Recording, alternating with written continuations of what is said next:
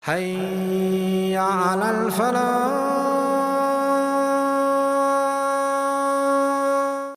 I had a job when I first moved to Florida. I was a new Muslim, had left South Carolina and was trying to gain knowledge of my deen.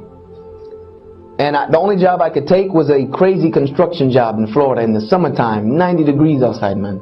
95 degrees with the humidity at like 87%. Outside dying, man. I'm not made for this type of stuff. And on Friday, but I was doing it because this was the only job I can find, and I know that Allah subhanahu wa ta'ala will take care of me. I went on Friday and told my boss, look, I gotta go to Jummah. I gotta go. I'm gonna take a long lunch today, but I'll stay late. He was like, no, man, there's no leaving. You don't leave this work site. I'm like, look, this is my religious obligation. I have to go to the Jummah on Friday. He was like, look, if you leave the job, then you're fired. I said, well, I'll see you in 2 weeks to get my check, because I'm out.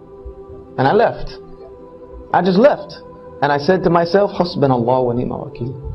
Allah is sufficient for me, man. I don't need, no. I'm not going to violate my deen because I think I need something from the dunya. So I left, went to Jummah, not knowing how I'm going to get another job. Not knowing how I'm going to take care of myself. I went to Jummah. And I was leaving Jummah. And I made the dua. So, Ya Allah, my welfare is in your hands. I walked outside of Jummah. And there was a brother who had just come from Philistine. A sheikh from Philistine. One of the most knowledgeable brothers I've ever met in my entire existence. And he came from Philistine and he owned a pizza shop in Al-Quds in Jerusalem.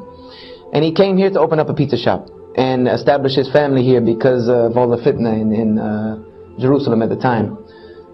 And he came up to me, asked what he said, Brother Yusha, do you have a job right now?